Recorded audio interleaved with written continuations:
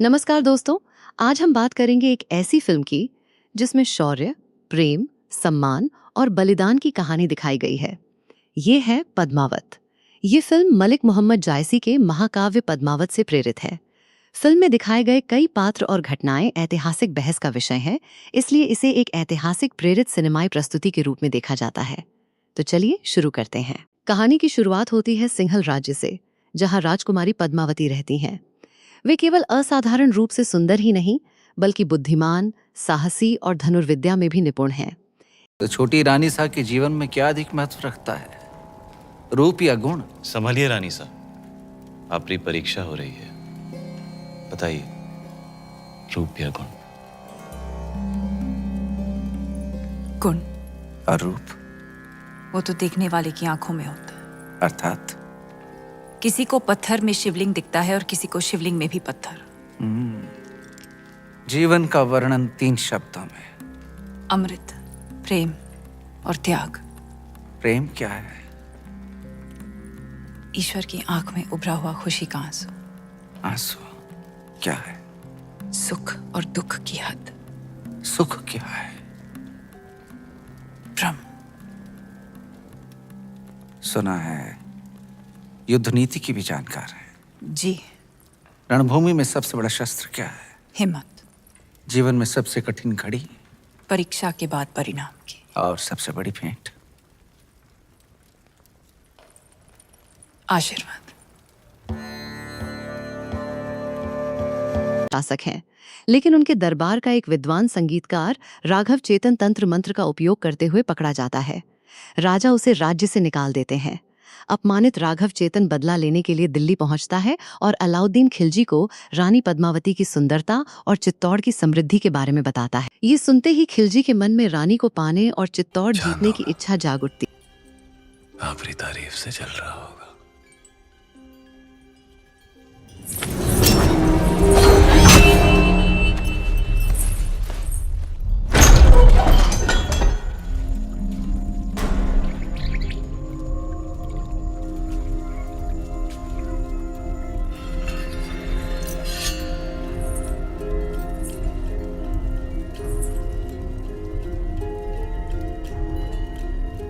कौन हो सकता है? चंदन की खुशबू आ रही, और ऐसी खुशबू पूरे चित्तौड़ में एक ही आदमी लगाता है।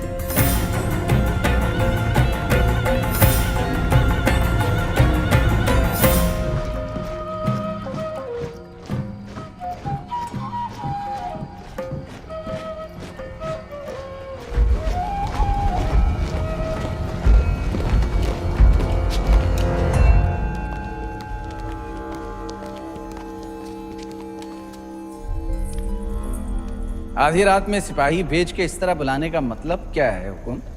एक अपराधी को सजा देनी है राजगुरु। बस इतनी सी बात है। ये कार्य कल सुबह भी तो हो सकता था। अपराध संगीन है, निर्णय तो आज रात को ही होगा।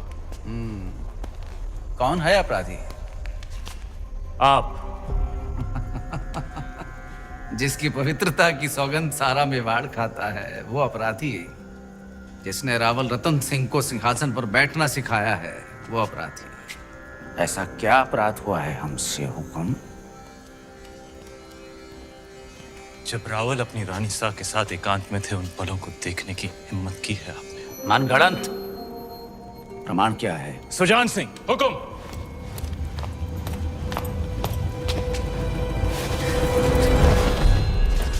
ये घाव हमारी कटार का है और प्रमाण आपका खून खुद दे रहा है। क्षमा कीजिए राजगुरु, हमने आपको गुरु समझा, विश्वास किया, चंदन समझकर माथे पर लगाया, पर आप तो चंदन से लिपटा सांप निकले।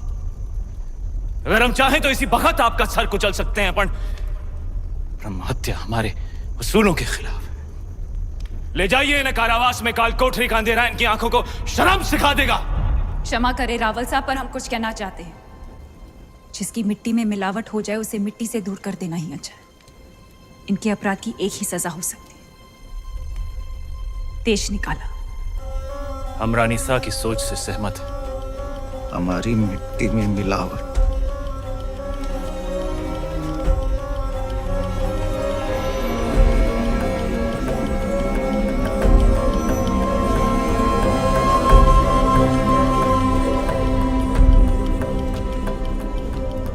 लो पी ली हमने अपमान की आग, लेकिन इस आग में जलकर चित्तौड़ राख हो जाएगा।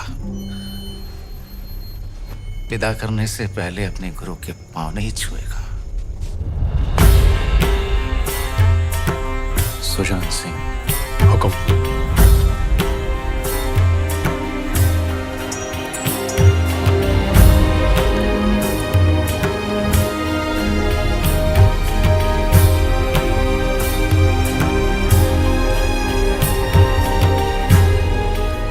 जा रहे हैं इस मिट्टी से दूर, लेकिन पूरे मेवाड़ को घुटने टेकने पर विवश नहीं किया तो मान लेना राघव चेतन इस संसार में था ही नहीं। एक विचार था जो हवा में विलीन हो गया।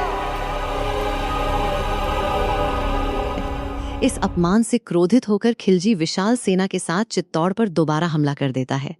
किले की घेराबंदी कई महीनों तक चलती है। भोजन और संसाधन कम होने लगते हैं, लेकिन राजपूत हार नहीं मानते। इसी बीच मेवाड़ के भीतर भी राजनीतिक संघर्ष पैदा हो जाता है। अंततः राजा रतन सिंह का सामना देवपाल से होता है। दोनों के बीच भीषण युद्ध होता है और दोनों गंभीर रूप से घायल हो जाते हैं। राजा रतन सिंह वीरगति को प्राप्त होते हैं। राजा की मृत्यु के बाद चित्तौड़ की स्थिति और कठिन हो जाती है। अब ये स्पष्ट हो जाता है कि किले की रक्षा संभव नहीं है। ऐसे में रानी पद्मावती एक ऐतिहासिक निर्णय लेती हैं। वे चित्तौड़ की सभी महिलाओं को एकत्र करती हैं। दूसरी ओर राजपूत योद्धा अंतिम युद्ध यानी साका की तैयारी करते हैं। वे केसरिया वस्त्र पहनकर ये संकल्प लेते हैं कि अंतिम सांस तक लड़ेंगे। उधर रानी पद्मावती और अन्य महिलाएं अपनी स्वतंत्रता और सम्मान की रक्षा के लिए जौहर करने का निर्णय लेती हैं। फिल्म इस दृश्य को प्रतीकात्मक और भावनात्मक रूप में प्रस्तुत करती है। हमारा शत्रु भी देखेगा कि राजपूत वीरांगनाएं वेदना को वीरता में कैसे बदलती है। जिस अग्नि को साक्षी मानकर साथ जीने और मरने का वचन लिया था, उसी पवित्र अग्नि को हम फिर जलाएंगे। सौंप देंगे अपने आप को उस आग में और साथ मिलकर जौहर करेंगे।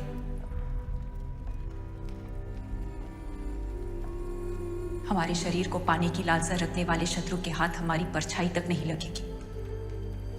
यह शरीर राख हो जाएगा, पर अमर रहेगी राजपूती शान, हमारे उसूल, हमारा स्वाभिमान। और ये ही अलाउद्दीन रे जीवन री सबसे बड़ी हार होगी। रानी साहब, हुकुम।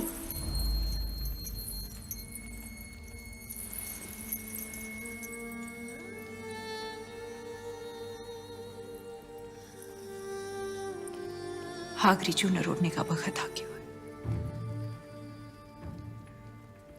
गढ़ की दरवाजे बंद कर दो।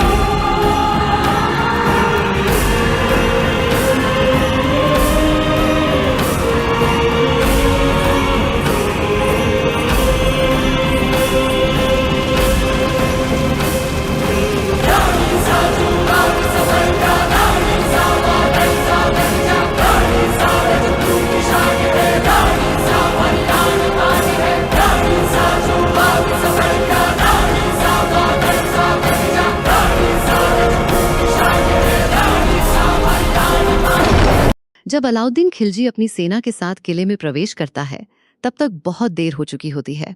उसे न रानी पद्मावती मिलती है और न ही उसकी वो जीत जिसकी उसने कल्पना की थी। उसके सामने केवल एक खाली किला और युद्ध की कीमत बची होती है। यहीं पर फिल्म समाप्त होती है। फिल्म का संदेश केवल युद्ध नहीं, बल्कि साहस, आत्मसम्मान, कर्तव्य और अपने मूल्यों के लिए खड़े रहने की भावना को भी दर्शाता है। साथ ही ये याद रखना महत्वपूर्ण है कि फिल्म साहित्यिक और लोक कथात्मक परंपराओं से प्रेरित है, इसलिए इसे पूर्णतः प्रमाणित ऐतिहासिक विवरण नहीं माना जाता। अगर आपको ऐसी ही ऐतिहासिक फिल्मों की आसान भाषा में पूरी कहानी सुनना पसंद है तो हमारे चैनल A to Z कहानी को जरूर सब्सक्राइब करें। धन्यवाद।